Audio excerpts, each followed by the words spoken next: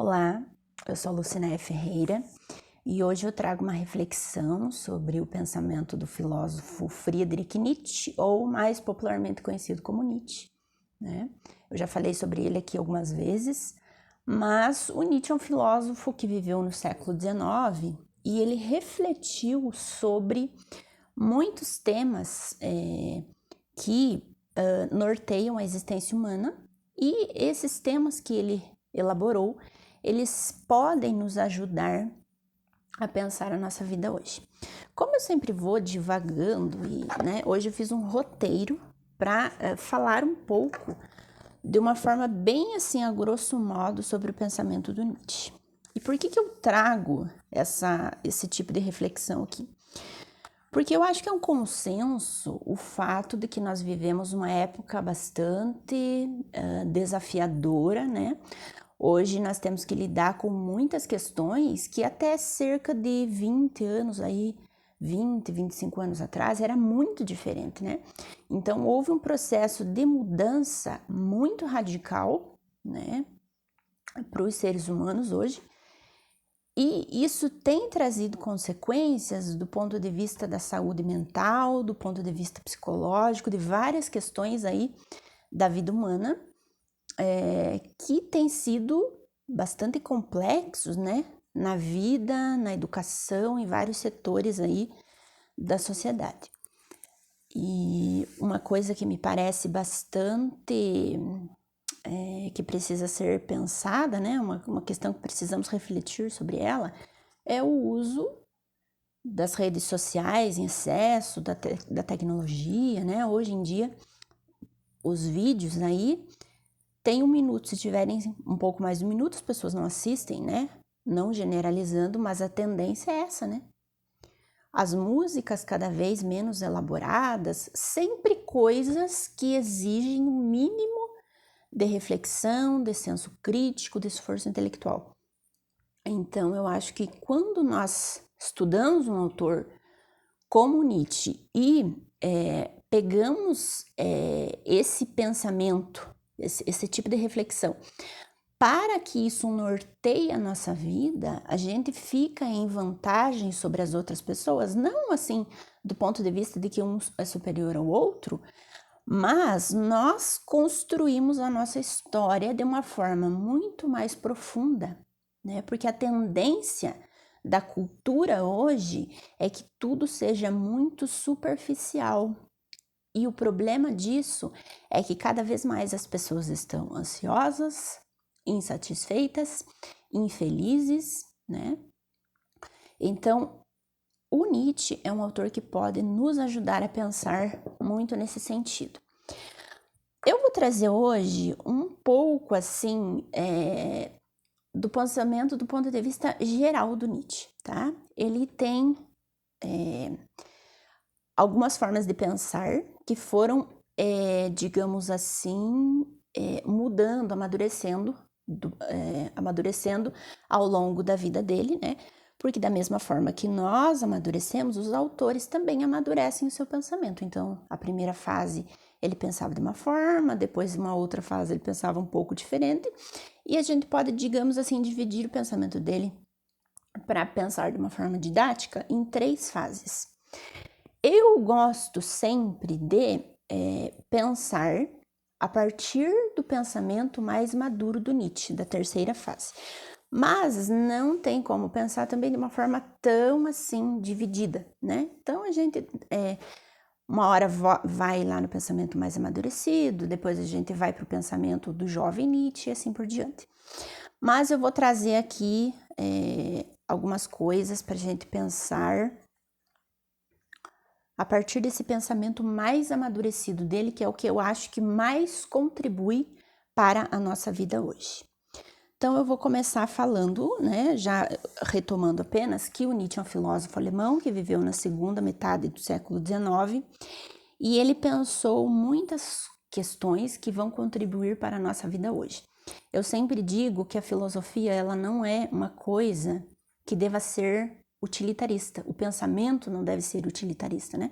Então eu não posso pegar uma teoria e aplicar à minha vida, Mas também eu não gosto de pensar de uma forma tão especulativa. Eu só investigo, sei o que os autores dizem e fico por isso mesmo. Não, eu penso que as coisas elas precisam dar um significado, um sentido e um norte para a nossa vida, tá?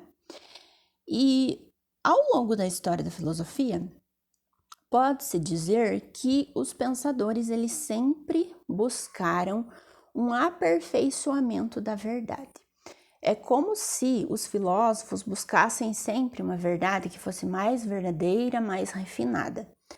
O que o Nietzsche tem de diferente desses autores é que isso foi acontecendo ao longo da história do pensamento. Quando aparece o Nietzsche, ele vai dizer o seguinte: mas por que vocês estão considerando que a verdade é superior ao erro e sempre o pensamento tem que buscar pela verdade como se fosse uma coisa linear? Então, a questão principal que o Nietzsche vai trazer, e aí nós podemos pensar a nossa vida a partir disso, é que ao invés da gente pensar sempre nessa verdade, nesse conforto, nessa estabilidade, a gente vai pensar de uma forma que abarque a verdade, mas que também leve em conta aquelas coisas que são feias em nós, que são instintivas, que são, digamos assim, o lado mal, né? Aquilo que é erro. A verdade existe, mas o erro também existe. E o que o Nietzsche tem de diferente é isso, tá? Então, o que isso significa? Significa que o Nietzsche vai, quando ele questiona por que vocês estão buscando a verdade, o que ele quer dizer é que ele está fazendo uma discussão, uma crítica radical aos critérios de valor. Aos critérios de valor que foram colocados de uma forma dicotômica ao longo da história do pensamento por conta dessa questão de que a verdade é sempre buscada, tá? Aí eu abro um parênteses aqui para dizer o seguinte: o que significa, né? Que um tipo de pensamento como esse, que coloca a verdade como algo que é superior ao erro, implica na nossa vida. Porque esse tipo de pensamento, ele norteia o pensamento ocidental ao longo de milênios, né? Então, por que tem uma ideia que é colocada para nós na nossa cultura, e não é de hoje, é ao longo da história, para que o homem busque sempre por uma dita estabilidade, né? Uma estabilidade. Só que a estabilidade é uma coisa que vai contra a natureza humana. Tanto que a gente vê que quando uma pessoa que buscava por uma estabilidade, do ponto de vista, pode ser dos relacionamentos, do ponto de vista da família, da sociedade, do ponto de vista profissional, do ponto de vista financeiro, quando ela encontra essa certa estabilidade, ela não fica feliz. Muitas pessoas entram até em depressão, ficam insatisfeitas, ficam infelizes ou levam uma vida mediana, né? Uma vida que não é aquela coisa que te impulsiona a levantar cedo todos os dias e correr atrás das suas coisas. Porque a estabilidade, por mais que seja passado para nós, e isso é incrustado dentro de nós, né? Que é uma coisa boa, que pode ser uma coisa boa a princípio, mas ela vai contra a nossa própria natureza, que é de crescimento, de evolução. O que significa estabilidade? Significa ficar parado, né? E a natureza do homem não é ficar parado, é crescer constantemente. Então, enquanto nós estivermos respirando, enquanto nós estivermos vivendo, nós estaremos crescendo e aprendendo até o nosso último suspiro. Então, o que o Nietzsche vem nos dizer é isso. Não existe conforto, não existe ordem, não existe nada linear que não exista em contraponto ao outro lado. E a solução, digamos assim, que o Nietzsche propõe é pensar que essa condição que ele nos apresenta, né, de que somos inacabados e de que estamos aqui para crescer ao infinito e além, digamos assim, essa condição é o que o Nietzsche vai dizer que é a condição trágica do homem. Então, quando se fala que o Nietzsche é um pensador trágico, é nesse sentido. Não é no sentido de pessimismo, mas no sentido de que essa condição trágica é de que nós não estamos aqui para tomar nada que foi pré-estabelecido. Nós estamos aqui para criar os nossos próprios valores, porque ele fez essa crítica radical a essa oposição de valores. O problema disso também, dessa busca constante por uma verdade ou por algo que é correto em detrimento do outro lado, que é feio, que é sujo, é que sempre essa verdade, ela é colocada do ponto de vista de uma instância superior. Então, por exemplo, quando nós transcendermos um modelo de sociedade, por exemplo, a sociedade de classes, é como se essa sociedade fosse errada. Aí, aqui, eu não vou questionar aqui se essa sociedade é certa ou errada. Claro que tem todos os problemas, mas não é essa a questão aqui, tá? Mas o que o Nietzsche vai dizer é o seguinte: somente o homem apequenado por esse tipo de pensamento moralizante, ele vai dizer que somente quando nós superarmos esse tipo de sociedade, ou seja, numa outra sociedade, é que nós vamos viver de forma satisfatória. O homem pequeno pensa assim. Então, é só quando acontecer alguma coisa no futuro. É como se aqui fosse o erro e a verdade fosse superior. E essa verdade, ela fica num ponto, num lugar que é transcendente. Entende? Então, é só quando isso acontecer. Então, ela está no lugar ideal. Entende por que da dicotomia? Aqui é o mundo real. Só seremos felizes no mundo ideal. E isso é para tudo na vida. Então, é só quando acontecer tal coisa é que a vida vai ficar boa, entende? E o que o Nietzsche propõe é que a gente viva a nossa vida agora. Que a gente coloque toda a intensidade do nosso ser no agora.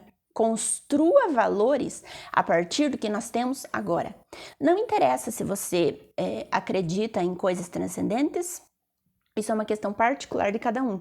O que ele nos propõe é que nós vivamos a nossa vida de uma forma que valorize o que vivemos aqui nesse momento.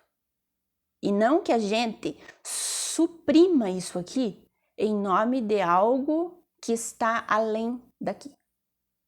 Entende? Então, essa busca por essa verdade absoluta, e uma verdade que nunca é alcançada, é um problema muito grande, porque ao longo de toda a história do pensamento, ou da maior parte da história do pensamento, houve então essa divisão entre mundo terreno e mundo ideal, entre corpo e alma, e tudo aquilo que diz respeito ao ser humano aqui e agora é tido como algo inferior, né? E aí traz todos os impactos para a nossa vida. E a proposta do Nietzsche é esta.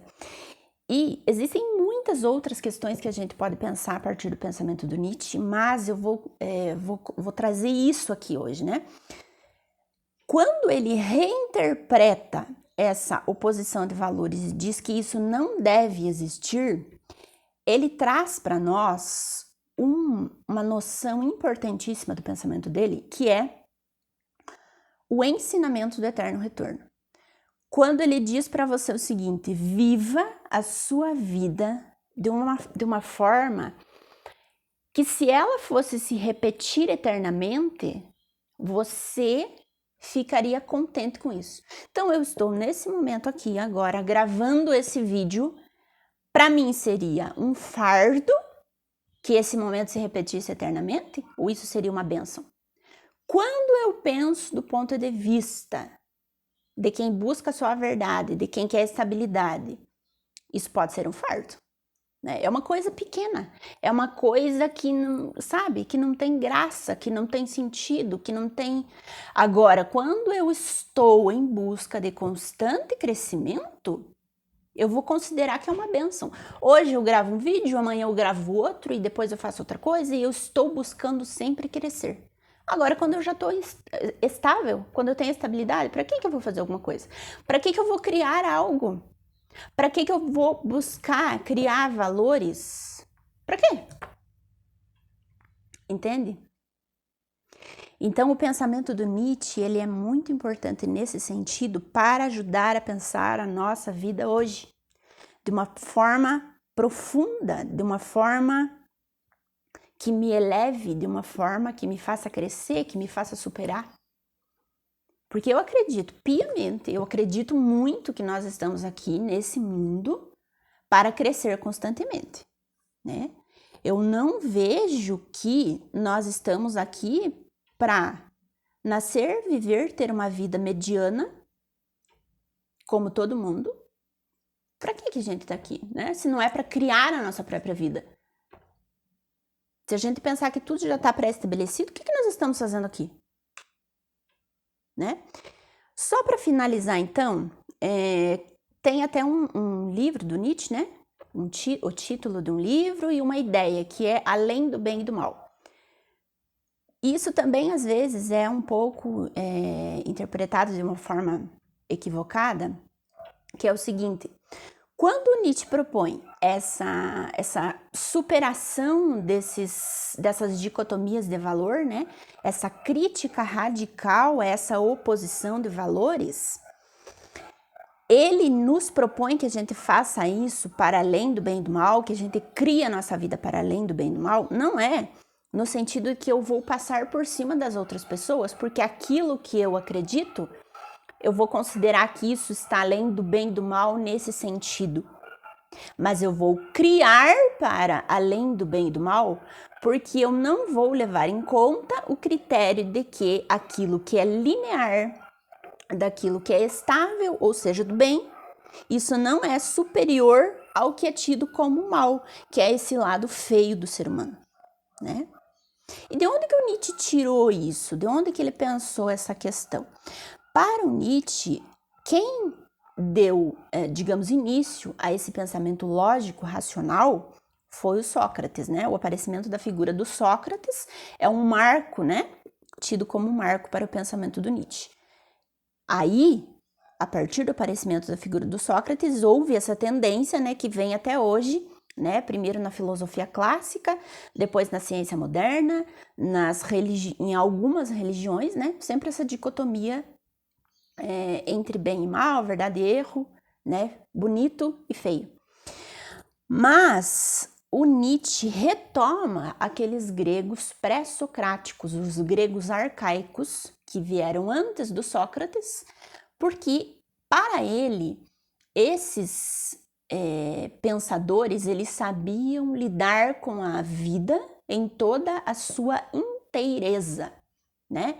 Então, eles não estavam preocupados em criar uma verdade que fosse, digamos assim, cada vez mais refinada. Eles estavam preocupados em criar a sua vida de uma forma que tudo o que faz parte da vida humana fosse levado em consideração. E que, inclusive, assim, eu não vou procurar pelo erro, pelo mal, pelo sofrimento, mas se ele se apresentar a mim, eu vou levar isso como algo que vai me impulsionar a crescer cada vez mais.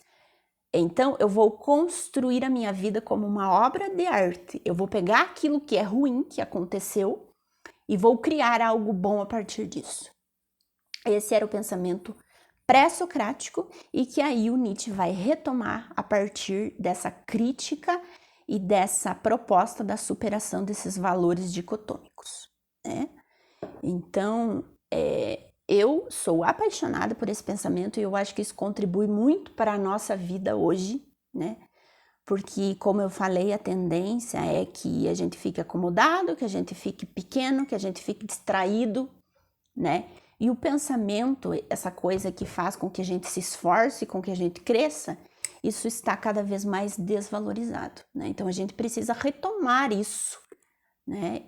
Para que a nossa vida tenha cada vez mais sentido e a gente tenha orgulho da história, né, que nós escrevemos aqui, tá? Então, eu sou a Lucinéia, em breve espero trazer mais vídeos como esse. Se você gosta desse tipo de conteúdo, se inscreva no canal, deixe o seu gostei. Muito obrigada por assistir até aqui.